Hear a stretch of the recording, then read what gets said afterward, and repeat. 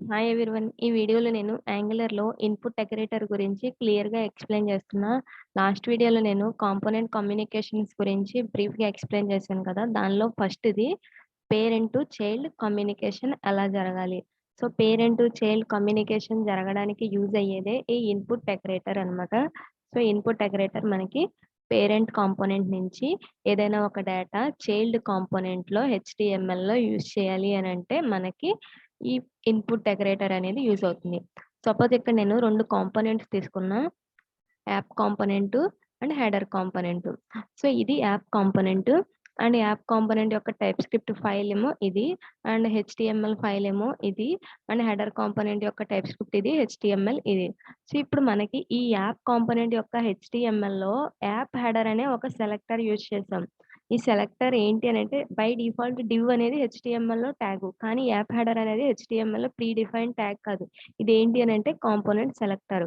So, ఇప్పుడు మనం ఏ component యొక్క హెచ్టీఎంఎల్‌లో వేరే కాంపోనెంట్ యొక్క సెలెక్టర్‌ని యూజ్ చేస్తున్నామో, ఆ సెలెక్టర్ దేనికి సంబంధించిందైతే దాన్ని చైల్డ్ కాంపోనెంట్ అని అంటాము. అండ్ అది దేంట్లో పెడుతున్నామో, ఏ కాంపోనెంట్ యొక్క హెచ్టీఎంఎల్‌లో పెడుతున్నామో దాన్ని పేరెంట్ కాంపోనెంట్ అని అంటాం. ఇక్కడ మనకి యాప్ రూట్ అనే కాంపోనెంట్ ఉంది కదా! దాని లోపల హెడర్ కాంపోనెంట్‌ని పెడుతున్నాం. సో, ఇక్కడ యాప్ కాంపోనెంట్ అనేదేమో పేరెంట్ అవుతుంది. హెడర్ కాంపోనెంట్ ఏమో చైల్డ్ అవుతుంది. సో, ఇప్పుడు మన రిక్వైర్మెంట్ ఏంటి అనంటే ఈ యాప్ కాంపోనెంట్‌లో టైప్ స్క్రిప్ట్‌లో ఏదైనా ఒక ప్రాపర్టీ కానీ, వేరియబుల్ కానీ డిక్లేర్ చేస్తే దాన్ని ఇక్కడ హెడర్ కాంపోనెంట్‌లో టెంప్లేట్‌లో యూజ్ చేయడం ఎలానో చెప్పేదే ఈ ఇన్పుట్ డెకరేటర్. సో, ఇప్పుడు మనం ఎగ్జాంపుల్‌తో చూద్దాం.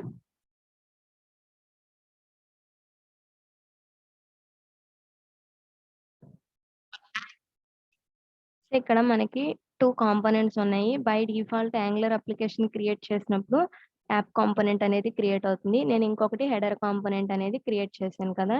సో, ఇప్పుడు మనకి యాప్ కాంపోనెంట్‌లో టైప్ స్క్రిప్ట్ ఫైల్ ఉంది కదా! దీంట్లో నేను ఒక వేరియబుల్ డిక్లేర్ చేస్తున్నా. సపోజ్ డేటా1 అని చెప్పి ఒక వేరియబుల్ డిక్లేర్ చేస్తున్నా. దీంట్లో this is demo of input decorator అని రాస్తున్నా. ఇప్పుడు ఈ వేరియబుల్‌లు మనం హెచ్టీఎంఎల్‌లో యూజ్ చేయాలి. ఈ యాప్ కాంపోనెంట్ యొక్క హెచ్టీఎంఎల్‌లో యూజ్ చేస్తే మనకి ఎర్రర్ ఏమీ రాదు.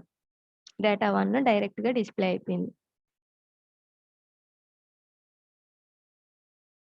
So, this is demo of input decorator అని వచ్చింది. ఇప్పుడు ఇదే సేమ్ ఈ వేరియబుల్‌ని మనం ఎక్కడ యూజ్ చేయాలని అనుకుంటున్నాము అనంటే హెడర్ కాంపోనెంట్‌లో యూజ్ చేయాలి అని అనుకుంటున్నాం. హెడర్ కాంపోనెంట్ యొక్క హెచ్టీఎంఎల్‌లో సేమ్ అదే వేరియబుల్ మనం యూజ్ చేస్తే మనకి ఎర్రర్ వస్తుంది.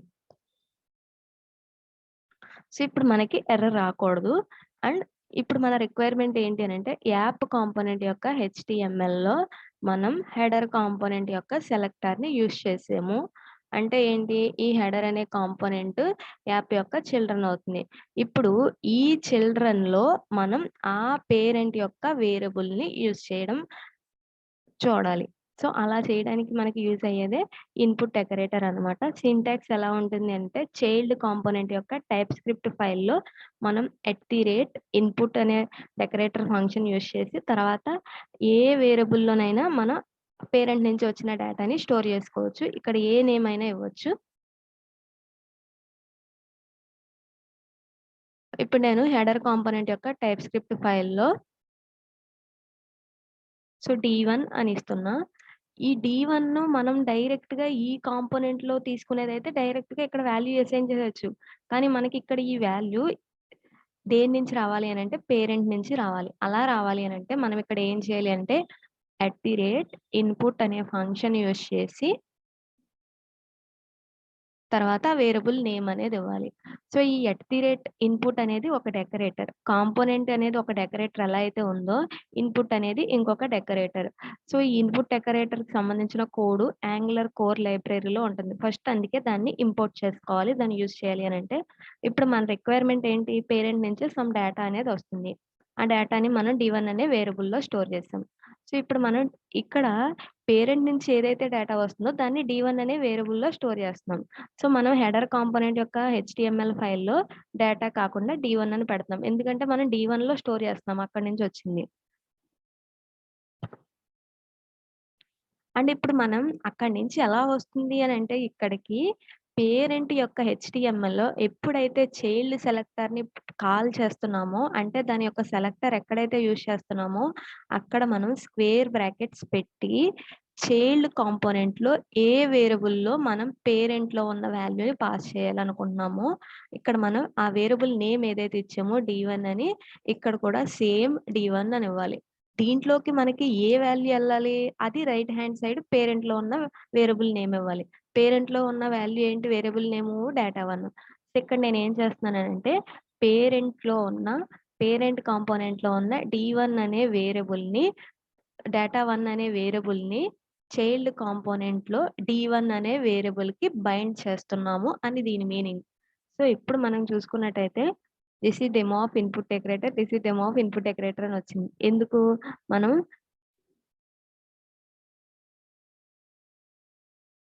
యాప్ కాంపోనెంట్ యొక్క హెచ్‌టీఎంఎల్‌లో మళ్ళీ సేమ్ డేటా1 అనే వేరియబుల్‌ని ప్రింట్ చేసాం. దాన్ని అందులోకి అసైన్ చేసాం కాబట్టి. సో, ఇప్పుడు this is demo of input decorator అని వచ్చింది. సో, ఇక్కడ మనం ఏం చేసాము? డి1 అనే వేరియబుల్‌ని చైల్డ్ కాంపోనెంట్‌లో డిక్లేర్ చేసాం. సో, యాక్చువల్‌గా నేను వేరియబుల్ అంటున్నాను కానీ దీన్ని ప్రాపర్టీ అని ప్రొనౌన్స్ చేయాలి. సో, నేను సింప్లిఫై కోసం డి వేరియబుల్ అని అంటున్నాను. కానీ దీన్ని మనం ప్రాపర్టీస్ అనే నేమ్‌తో కాల్ చేయాలి. సో, ఇక్కడ మనం డి1 అని ఇచ్చాం. ఇక్కడ ఏదైతే ఇచ్చామో సేమ్ అదే నేమ్ అక్కడ ఇవ్వాలి. సపోజ్ ఇక్కడ నేను డి అని ఇస్తున్నా. ఇప్పుడు మనకి ఎర్రర్ వస్తుంది. ఏమని వస్తుంది? కాంట్ బైండ్ టు డి1 అని వస్తుంది. ఎందుకనంటే చిల్డ్రన్‌లో డి1 అనే ప్రాపర్టీ లేదు కాబట్టి. సో, డి1ని మనం ఇక్కడ ఇచ్చినట్టయితే అక్కడ బైండ్ చేసాం కాబట్టి వర్క్ అవుతుంది. ఇప్పుడు మనకి మల్టిపుల్ ఇన్‌పుట్స్ పేరెంట్ దగ్గర నుంచి తీసుకురావాలి అని అనుకుంటున్నాం. సపోజ్ ఇక్కడ నేను పేరెంట్ కాంపోనెంట్ యొక్క టైప్ స్క్రిప్ట్ ఫైల్‌లో ఒక అరేని స్టోర్ చేయాలి అని అనుకుంటున్నా. సో, పీ అరే అని ఇస్తున్నా. ఈ అరేలో జస్ట్ నేను ఒక 10 నంబర్స్‌ని స్టోర్ చేస్తున్నా. సో, లేకపోతే 5 నంబర్స్ స్టోర్ చేస్తున్నా.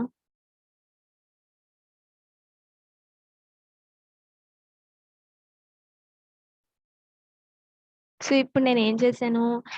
పేరెంట్ యొక్క కాంపోనెంట్ యొక్క టైప్ స్క్రిప్ట్‌లో పి పీ యారే అనే ఒక వేరియబుల్‌ని డిక్లేర్ చేశా. యారే వేరియబుల్. ఇప్పుడు మనం ఈ డేటాని చైల్డ్ కాంపోనెంట్‌లో మనం ప్లేస్ చేయాలి అని అనుకుంటున్నాం. అప్పుడు మనం ఏం చేయాలి? చైల్డ్ కాంపోనెంట్‌లో మనం ఇంకొక ఇన్పుట్ వేరియబుల్‌ని డిక్లేర్ చేయాలి. ఇన్పుట్ అనే డెకరేటర్‌తో. ఎన్ని మనకి ఇన్పుట్స్ పేరెంట్ నుంచి రావాలో అన్ని ఇన్పుట్ డెకరేటర్‌ని యూజ్ చేయాలి. అన్ని కొత్త ప్రాపర్టీస్‌ని ఇక్కడ మనం క్రియేట్ చేయాలి. సో, ఇక్కడ నేను డి2 అని తీసుకుంటున్నా. సో, ఇక్కడ మనం డి1లోనేమో సింగిల్ స్ట్రింగ్ వేరియబుల్ తీసుకుంటున్నాం. డి2లోనేమో మనకి యారే కావాలి. సో, డి2లోకి మనం యారేని పాస్ చేయాలంటే మళ్ళీ డి1 ఆల్రెడీ ఇక్కడ బైండ్ చేసాం. ఇప్పుడు మనం డి2కి బైండ్ చేయాలి. డి2కి మనకి కావాలి అనంటే పేరెంట్ కాంపోనెంట్‌లో పిఏఆర్ఆర్ అనే వేరియబుల్‌లో ఏదైతే ఉందో సేమ్ అదే రావాలి. సో, ఇప్పుడు నేను ఈ హెడర్ కాంపోనెంట్ యొక్క టైప్ స్క్రిప్ట్ ఫైల్‌లో చూసినట్టయితే డి2 అని తీసుకున్నా. సేమ్ అదే ఇక్కడ డి2 అని ఇచ్చా. ఈ డి2లోకి మనకేం రావాలి అనంటే పేరెంట్ కాంపోనెంట్‌లో ఉన్న పీ అరే అనే అరేలో ఏదైతే ఉందో అది రావాలి. ఇప్పుడు నేను ఆ హెడర్ కాంపోనెంట్‌లో నేను ఒక డివ్ తీసుకొని దాన్ని ఇటరేట్ చేయొచ్చు. సో, ఎన్‌జీ ఫర్ అనే స్ట్రక్చరల్ డైరెక్టివ్‌ని యూజ్ చేసి మనం ఒక అరేని ఇటరేట్ చేయొచ్చు. So, NG for is equal to let n of d2 ఇప్పుడు నేనేం ప్రింట్ చేస్తానంటే ఈ డివ్‌లో nని ప్రింట్ చేస్తున్నా. అంటే మనకి ఎన్ని నంబర్స్ అయితే ఉంటాయో పేరెంట్ అరే నుంచి వచ్చినయి అవన్నీ ఇలా మనకి ప్రింట్ అయినాయి. ఇక్కడ మనం ఏం చేసాము? ఈ డి2 అనే అరేని మనం ఇక్కడ డిక్లేర్ చేయలేదు. ఇక్కడ డిక్లేర్ చేస్తే డైరెక్ట్‌గా యూజ్ చేసేసుకోవచ్చు. ఈ ఇన్పుట్ అనే డెకరేటర్ యూజ్ చేయకుండా డైరెక్ట్‌గా 10, 20 ఇలా ఎన్ని నంబర్స్ అయితే తీసుకుంటామో ఆ అరేలు అన్నీ అలా యూజ్ చేసుకోవచ్చు. కానీ మనం ఇక్కడ డిక్లేర్ చేయకుండా ఏం చేసాము అనంటే పేరెంట్ దగ్గర నుంచి తెచ్చుకుంటున్నాం. అలా తెచ్చుకోవాలి అనంటే ఇన్పుట్ అనే డెకరేటర్‌ని యూజ్ చేసి దాని తర్వాత ఒక వేరియబుల్ నేమ్ ఇవ్వాలి. దీన్నే ప్రాపర్టీ నేమ్ అంటాము. ఆ ప్రాపర్టీ నేమ్‌ని మనం ఎక్కడ బైండ్ చేయాలి అనంటే పేరెంట్‌లో హెచ్‌టీఎంఎల్‌లో ఎక్కడైతే చైల్డ్‌ని కాల్ చేస్తున్నామో అక్కడ మనం పాస్ చేయాలి.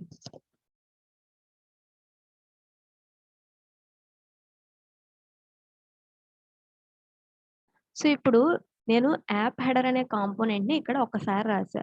ఇప్పుడు నేను మళ్ళీ రెండోసారి రాస్తున్నా. ఇప్పుడు రెండోసారేమో ఇంకొక డేటాని ఇస్తున్నాను. ఒక డివిజన్ తీసుకుంటున్నా. దాంట్లో పెడుతున్నా యాప్ హెడర్ అని.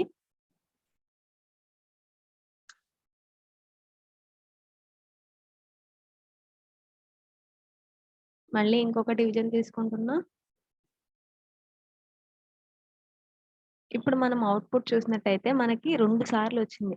అంటే ఏంటి అనంటే మనం పేరెంట్ కాంపోనెంట్‌లో లేకపోతే ఏ కాంపోనెంట్‌లోనైనా ఒక చైల్డ్ సెలెక్టర్‌ని ఇంకొక కాంపోనెంట్ యొక్క సెలెక్టర్‌ని ఎన్ని సార్లు కాల్ చేస్తే అన్ని సార్లు ఆ కాంపోనెంట్ అనేది ఇనీషియలైజ్ అవుతుంది. అంటే అన్ని కాంపోనెంట్ యొక్క ఇన్‌స్టాన్సెస్ అనేవి క్రియేట్ అవుతాయి. సో, కాంపోనెంట్ అంటే ఇక్కడ మనకి మెయిన్‌గా ఏముంటుంది అనంటే టైప్ స్క్రిప్ట్ ఫైల్ ఉంటుంది కదా! ఆ టైప్ స్క్రిప్ట్ ఫైల్ సో, ఇక్కడ మనం యాప్ హెడర్ అనే కాంపోనెంట్‌ని కాల్ చేస్తున్నామనంటే దాని మీనింగ్ ఏంటి అనంటే యాప్ హెడర్ యొక్క కాంపోనెంట్ యొక్క టైప్ స్క్రిప్ట్ ఫైల్‌కి వెళ్తుంది. సో, ఎన్ని సార్లయితే మనం అక్కడ హెడర్ సెలెక్టర్‌ని యూజ్ చేసాం అన్ని సార్లు హెడర్ కాంపోనెంట్ క్లాస్ యొక్క ఇన్‌స్టాన్సెస్ అనేవి క్రియేట్ అవుతాయి. అంటే దానికి హెచ్‌టీఎంఎల్ ఉంటుంది, సీఎస్ఎస్ ఉంటుంది, స్పెక్ ఫైల్ ఉంటుంది. ఇక్కడ ఈ క్లాస్ ఫైల్ అనేది ఉంటుంది.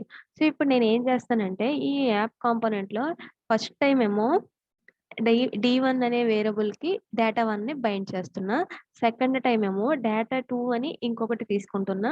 ఈ డేటా 2ని బైండ్ చేద్దాం. ఇక్కడ పీ యారే 2 అని తీసుకుంటున్నా. పీ యారే 2ని బైండ్ చేద్దాం. సో, ఇప్పుడు ఇక్కడ నేను డి1 అనే వేరియబుల్‌లోనే చైల్డ్ కాంపోనెంట్‌లో ఒకసారేమో డేటా 1ని బైండ్ చేశాను. ఇంకోసారి డేటా 2ని బైండ్ చేయాలని అనుకున్నా. ఇప్పుడు మనకి డేటా 2 ఎక్కడి నుంచి రావాలి? పేరెంట్ యొక్క టైప్ స్క్రిప్ట్ ఫైల్‌లో. సో, ఇప్పుడు నేను ఈ 2 వేరియబుల్స్‌ని కాపీ చేసి మోడిఫై చేస్తాను. ఇక్కడ నేను డేటా 2 అని పెడుతున్నా. అండ్ పీ అరే 2 అని పెడుతున్నా. ఇప్పుడు నంబర్స్ ఏం చేస్తున్నానంటే మారుస్తున్నా.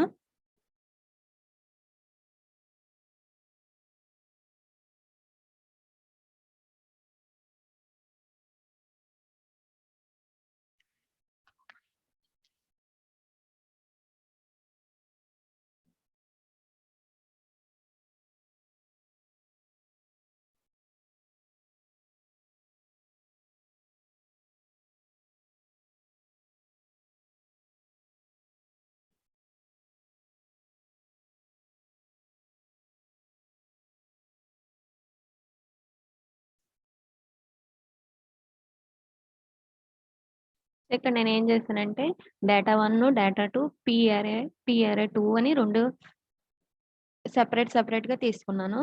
ఇక్కడ నేను యాప్ కాంపోనెంట్ యొక్క హెచ్‌టీఎంఎల్‌లో 2 సార్లు హెడర్ కాంపోనెంట్‌ని కాల్ చేస్తున్నా. ఒకసారేమో డేటా 1ని బైండ్ చేశా. ఇంకొకసారేమో డేటా 2ని. సేమ్ అదే హెడర్‌కే ఒకసారి పీ అరేని నెక్స్ట్ టైమ్ కాల్ చేసినప్పుడు పీ అరే 2ని బైండ్ చేశాను. సో, ఇప్పుడు మనం అవుట్‌పుట్ చూసుకున్నట్టయితే ఏమైంది? ఫస్ట్ టైమ్ కాల్ చేసినప్పుడేమో ఫస్ట్ బైండ్ చేసినయి అయినియి. సెకండ్ టైమ్ కాల్ చేసినప్పుడేమో తర్వాత ఏం బైండ్ చేసామో దాని యొక్క వాల్యూస్ అనేవి వచ్చినియి. సో, ఇక్కడ మనం చూడాల్సింది ఏంటి అనంటే సేమ్ స్ట్రక్చరు డి1, డి2నే కానీ మనం దానికి బైండ్ చేసేవి ఇక్కడ మారుస్తున్నాం. Second time app header component initialize చేసేటప్పుడు టీ1 అనే వేరియబుల్‌కేమో డేటా 2లో ఉన్నదొస్తుంది. డి2 అనే వేరియబుల్‌కేమో పీఆర్ఏ 2లో ఉన్న పేరెంట్‌లో ఏదైతే ఉందో అదొస్తుంది. సో, ఇలా మనం ఎన్ని ఇన్‌స్టాన్సెస్ అయినా ఒక కాంపోనెంట్‌ని క్రియేట్ చేయొచ్చు. అంటే ఈ యాప్ హెడర్‌ని నేను 100 టైమ్స్ యూజ్ చేస్తే మనకి 100 టైమ్స్ హెడర్ కాంపోనెంట్ అనేది ఇనిషియలైజ్ అవుతుందనమాట. సో, ఇది parent to child communication. Thank you for watching.